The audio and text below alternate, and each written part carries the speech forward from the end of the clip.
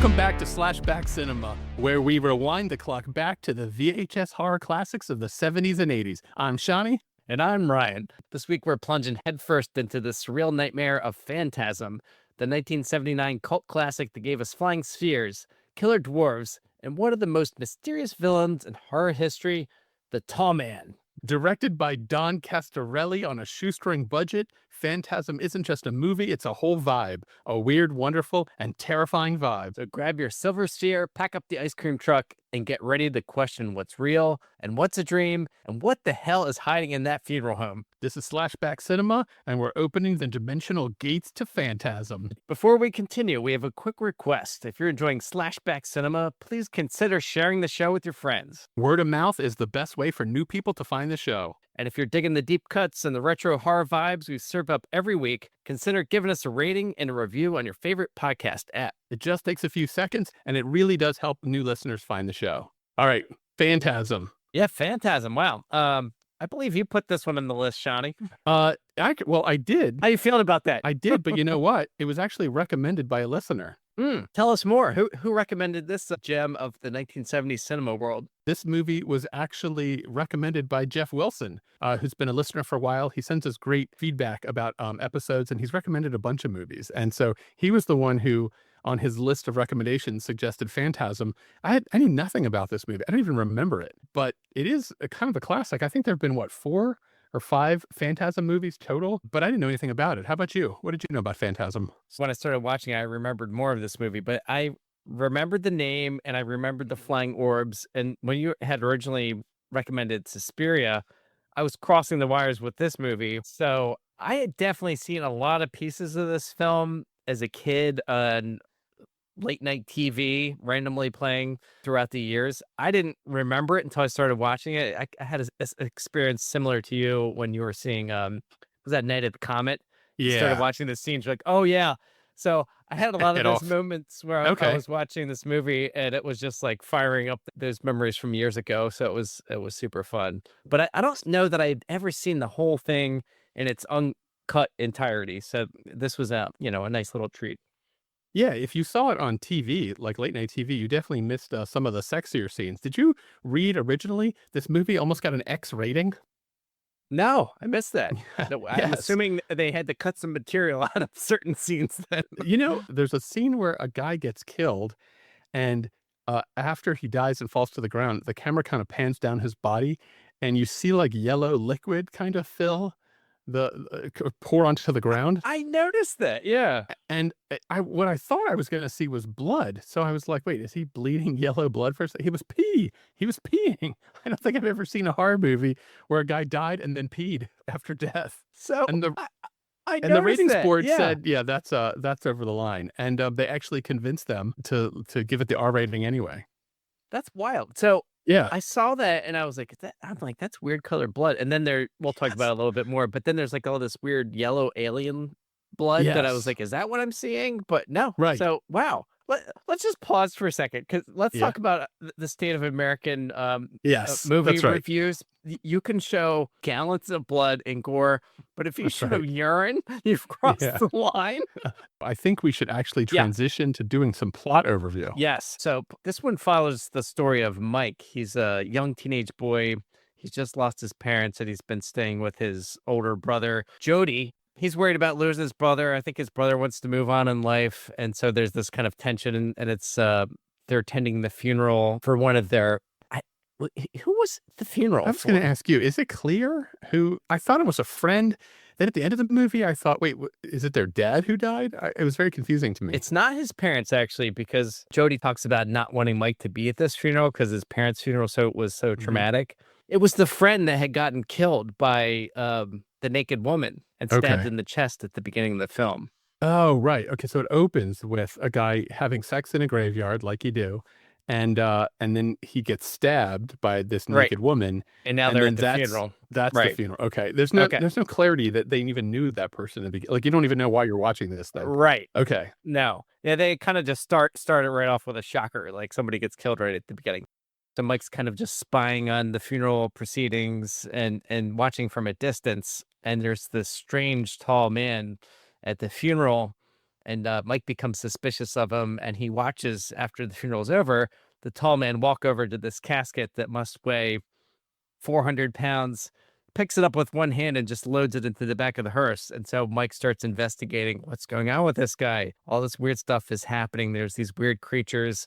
And eventually, Mike discovers that there is this nefarious plot by the tall man, and he's doing weird things with these dead bodies and basically turning them into his personal slaves. And Yeah. so Mike's trying to convince his brother and Reggie that they have to stop the tall man. So that's the plot of this one. And boy, I've told it a little bit more cohesively than it comes across in this film.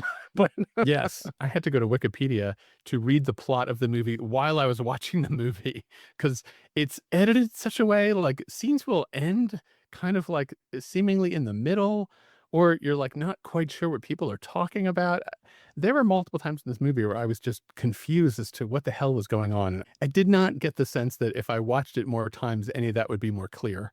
It is a very awkwardly framed and told story, and then the scenes don't seem to all quite line up. People get introduced, you've never seen them before, you can't figure out if they're important or not. You don't The characters don't explain their relationship to each other. You're like, is that the neighbor? Is that a best friend? Is that their dad? I found myself constantly confused. yeah, it definitely jumps around quite a bit. And reading a bit of the background of this film, Don was very similar to Peter Jackson's first film, where he did it with a lot of his buddies and it was Mhm. funded by his parents. And he would rent equipment on a Friday and then film over the weekend. So he would only get charged one day to do the film. So it's definitely independent filmmaking on a low budget. And it seems like he had a script, but a lot of it was improvised or changed on the fly, so it sorta has this quality of feeling stitched together, but it could have been a Mhm. byproduct of just how they approached the making of the film in total, and people have said that it works because of the dream logic of the film, like, that's how they, I think, have come to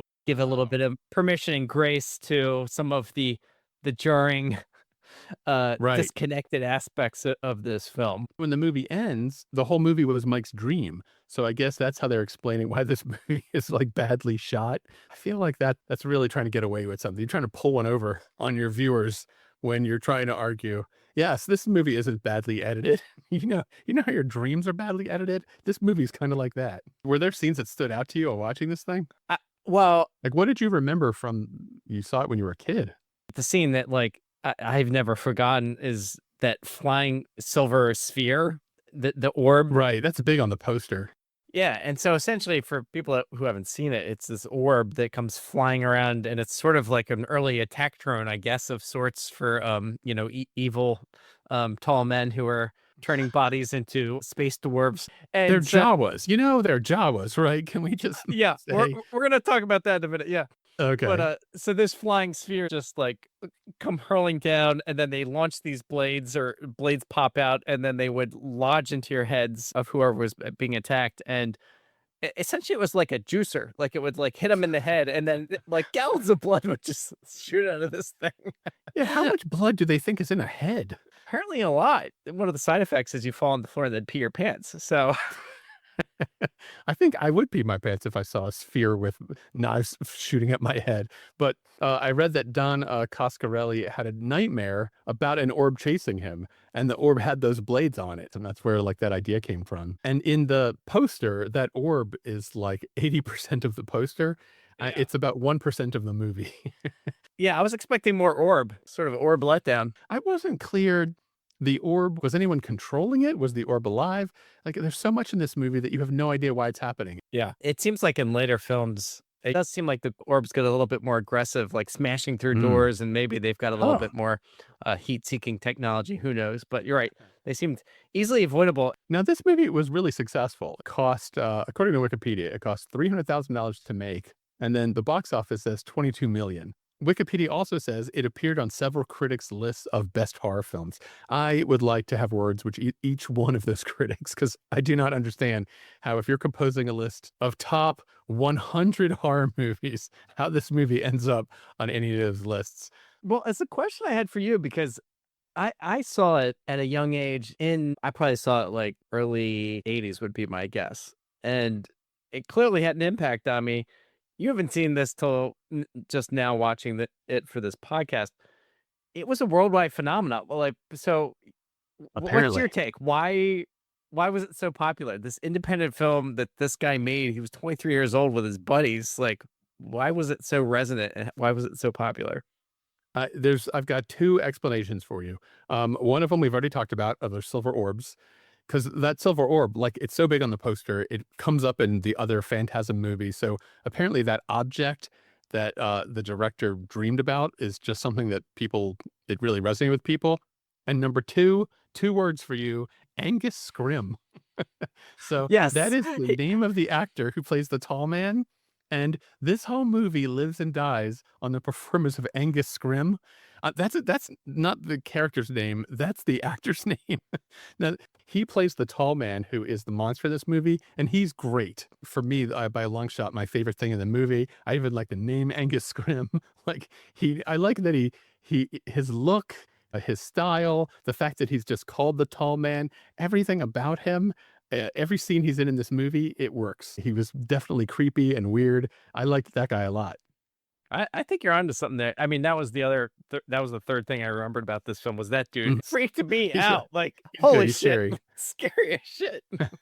Yes. He doesn't have a lot of lines, right? He only No, talks like 2 or 3 he's like, times. boy.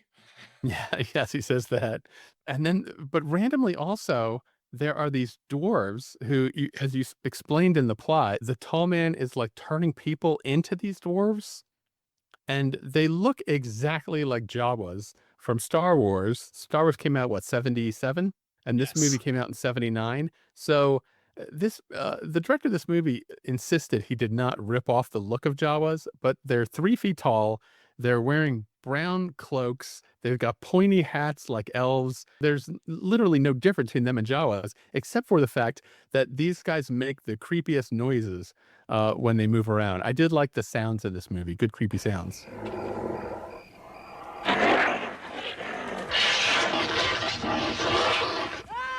I did read something about that, that even George Lucas had come to the set or visited Don Really? while he was producing this. And they talked about similarities because apparently he'd already shot so much of the dwarves in the brown robes with that Okay. look that there was discussion of, well, what if they just changed them to black robes or something that might help clear Mm, things up? But who knows if that's to be believed or not. I felt like this was like the Kmart Blue Light special of knockoff yeah. sci-fi because you had the Jawas in here. The other Mhm. one was I'm sure you're familiar with the movie Dune. The Yes, the the that's in my Jam notes to ask you about. Yes. yes, the Jam Gabar, which is like essentially the Bene Gesserit witches. They had this As test that would nuns. the Yes. nuns it was this box that would create excruciating pain and this survival test.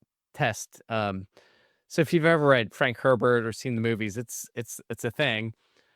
Well, inexplicably, it shows up in this film. Oh, I think Uh, it's explicable. I think he ripped it off. and yeah, so there's this scene where Mike, the young boy, comes to this girl's house, and she's like this young girl with a star on her face, and he's like, "Can I Yes. see your grandma?" And you're like, "Why is this guy seeing her grandma? He should Mhm. probably be there to see her." But anyway, they get together, and I guess she's some sort of palm reader or something, and they have this Yes. conversation. And then as the scene unfolds, all of a sudden they're like, "Well, we've got this game for you," and he's like, "Okay, I'll play game." And then this box shows up on the table. It looks Yeah, like like a shoebox. looks Yeah. like a rat trap, oversized rat trap. And they're like, "Go ahead, Mike, stick your hand in there." And then he starts screaming and he's in, "Oh, it hurts." And they were like, Hey, this thing really hurts. Don't fear, Michael. I can't get my hand out. Don't fear. Give me back my hand. "This is right Don't from fear. Dune." Like Yes. throughout the movie, he Yes. keeps repeating the It's phrase. shameless. I couldn't believe how that scene just ripped off Dune. I do wanna say, I wanna give this movie props for, like, its authenticity to 1970s culture. Yeah, I This had that movie note too. we need to come up with some kind of rating system for how 70s is a movie or how 80s is a movie, because it gets these little 70s details right. For example, Mike got this high pile rug that you never see anywhere anymore, but that apparently by law everyone had to have in their house in the 1970s. And then also, here's a little detail that it just really took me back. Mike, the 13-year-old, pulls out a lighter at one point. People don't walk around with lighters today, But it did remind me that it seemed like no matter how old you 13-year-olds were just walking around with Bic lighters in the 70s. I don't know why. Maybe because everybody was smoking.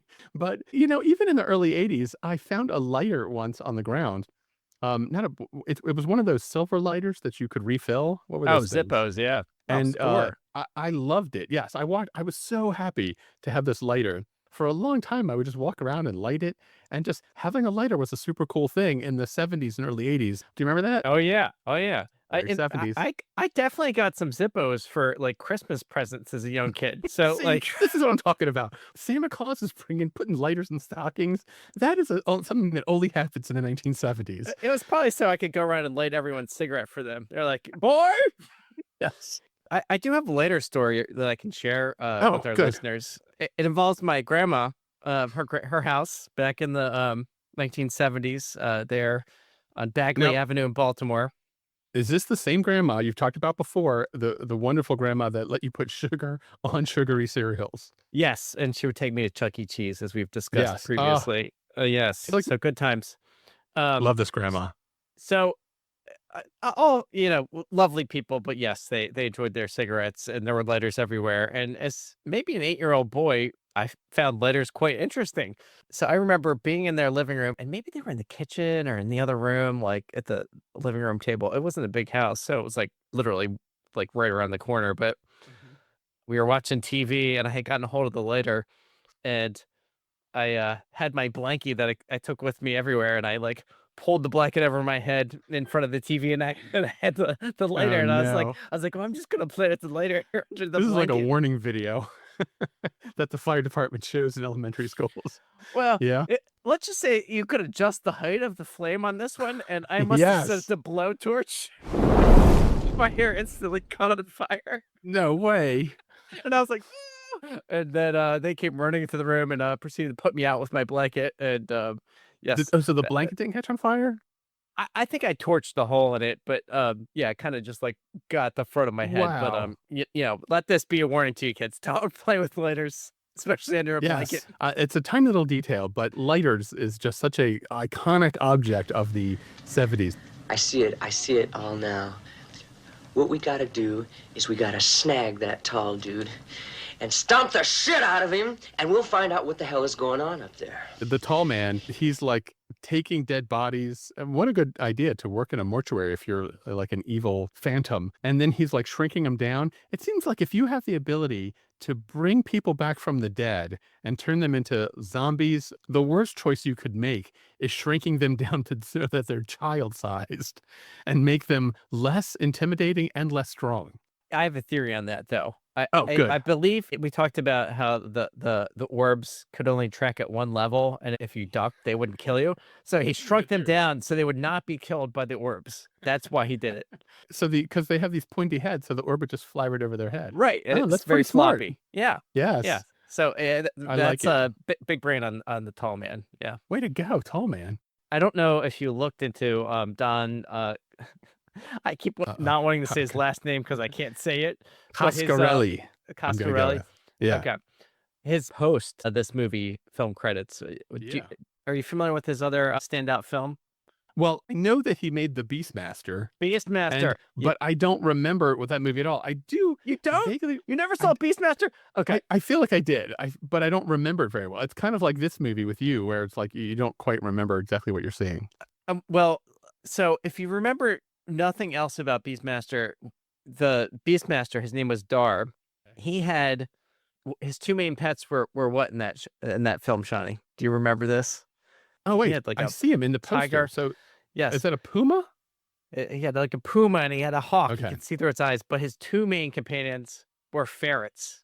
And What? I saw Beastmaster when I was, I don't know, Okay. 10. And that lodged in my brain. I was like, I need that ferrets in my life. Okay, that explains a lot. 10, 15 years later, we lived together. And I'm like, Shawnee, we need to get some ferrets. It is because Okay. of Don and Beastmaster. So, Okay, so when I lived with you in college, and we had those two ferrets, Natalie and Tyler, We had them because of Don Cascarelli's Beastmaster? Is that what you're telling me? That is a remarkable 360. I had no idea that's where you came up with the idea that we had to own ferrets, and 2 of them. You were very specific. And I never let go of that dream. You helped me make that dream a reality, Sean. Are you fantasizing that you yourself are the Beastmaster? Is that what's happening here? Absolutely. Yes. Is Beastmaster a horror movie, or is it more like action It, sci-fi? it doesn't fit this podcast, but maybe one day we'll say fuck it and watch it Okay. anyway. Time for stabby scores? Yeah, Stabby scores. You go first. You're new to it. I give you the floor, my friend. Okay, so here's the thing about this movie. The whole time I was watching it, I was bored and confused, and the thing I liked best about it was the weird little 1970s details and the really mediocre acting. So I was thinking to myself, I mean, maybe two stabby movie. I can't recommend this, but I'll tell you right now, there are, 4 sequels to this movie. And if you asked me, I would go watch all of those movies in a second. I'll watch Phantasm 2 tonight. So I am going to give Phantasm 3 stabbies because even though I don't think anything in this movie works, except for the silver balls and the tall man, Angus Scrimm, there's something about it, some like kind of inexplicable quality that I can't put my finger on, that makes me go, I kind of want to see where this goes, where all this weird stuff goes. I want to see those silver balls again.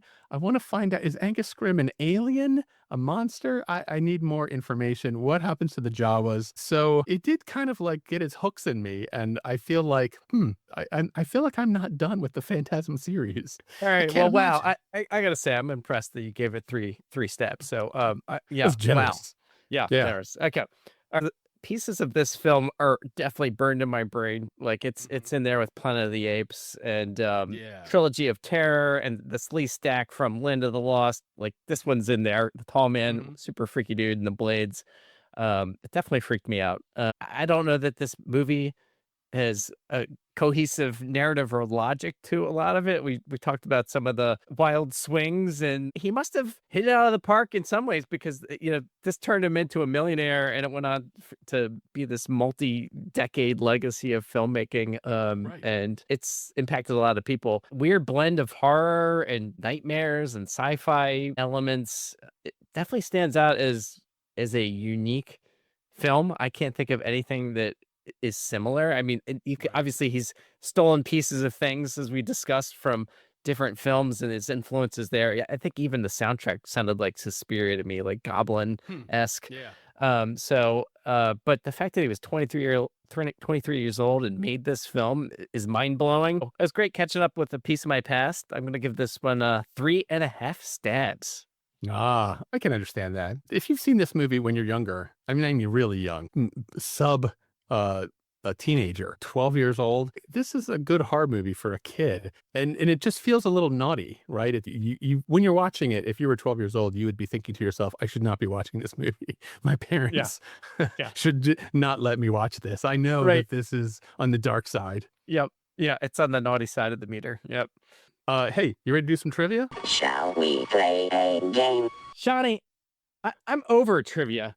What? It's envisioning a scene. It's similar to when Jesus went into the temple and threw over the tables and cast out the money changers. It's time to turn the tables here. Are you Jesus in this metaphor? I guess I am. I hadn't thought about that, but I'm here to save us from trivia of the past. I don't know what the hell's going on right now. Shawnee, would you like to play a game today on Slashback Cinema? Shall we play a game? Moi? You don't want to hear my trivia questions? You've got your own? I've got my own. Yes. Oh no, this is my worst nightmare because I've known all this time I could not do what I'm subjecting you to. Well, hopefully it won't be too painful for you. It's good to turn the tables over and point the suffering in your direction. So we'll see how this goes. Yeah.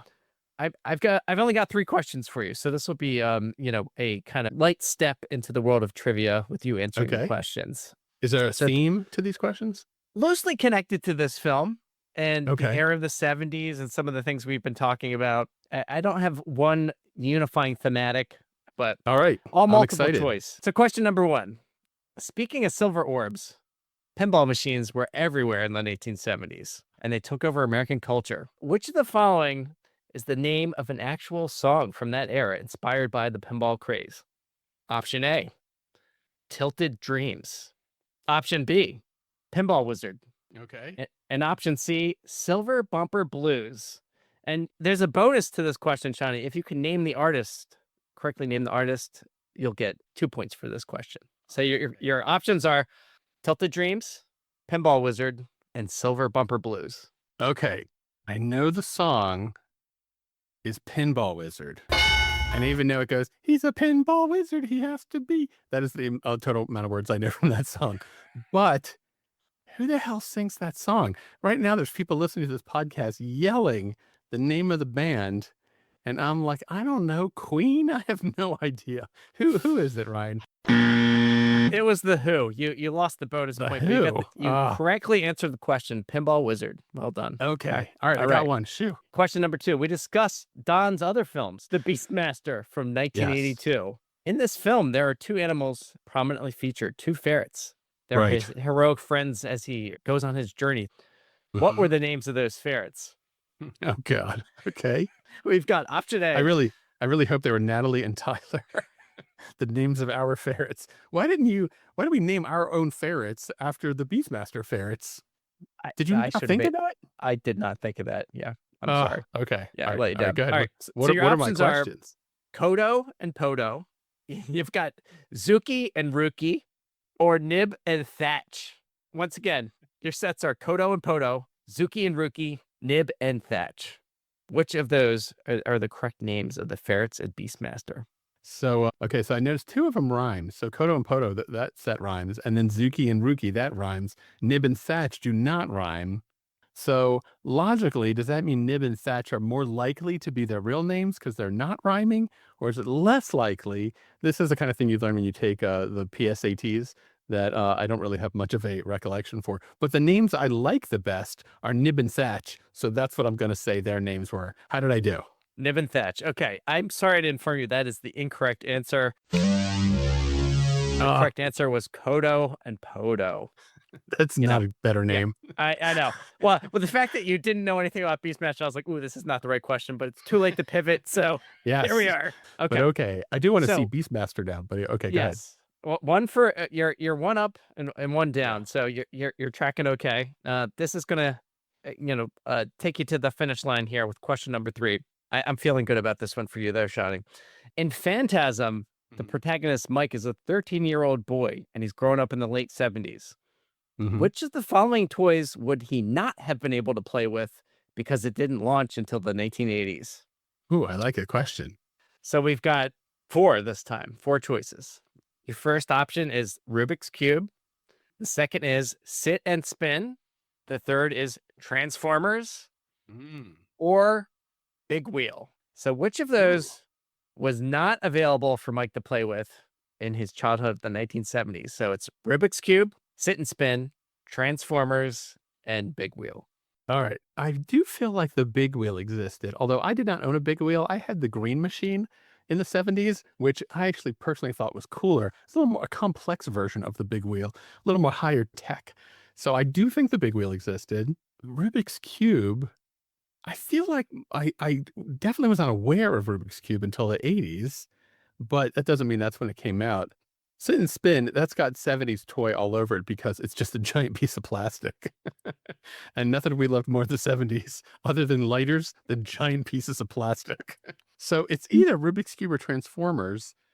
I'm going to say the one he would not have had was Transformers, that they didn't exist until the 80s. How did I do?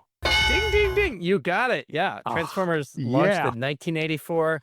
And Rubik's Cube, I thought it was 80s, but it was a late 70s launch. So Shawnee, Yeah. you did pretty well, man. 2 out of 3. Your first go Not at bad. trivia. You I think have done as good as I've done on trivia. So that wraps up another trip down memory lane. Hopefully you enjoyed revisiting Phantasm as much as we did. And we want to hear from you. If you've got a favorite memory from the 70s and 80s or a classic horror movie you'd like us to dissect, Jeff suggested this one. Thanks for that. So drop us a line at slashbackcinema.com because your suggestions, well, they keep the conversation alive. Thanks for tuning in to Slashback Cinema. We'll see you next week. Yes. Welcome back to Slashback Cinema, where we rewind the clock back to the VHS horror classics of the 70s and 80s. You want to say, I'm Shawnee? I'm Shawnee. I've done this only 32 times in a row, so why would I remember how to do it this time? I'm sorry, what did you say your name was? Yeah, and I'm Ryan. Yeah. All right. You know what? Let's just start over. Okay. All right. Directed by Dan Costarelli on a No, shoestring but Don. What? What'd I say, Dan? You called him Dan. Oh. We're professionals. Yeah. Directed by Dan Costarelli on a shoestring budget. Wait, That was let me that was start the whole good, thing but over. you still called him Dan. I did it again?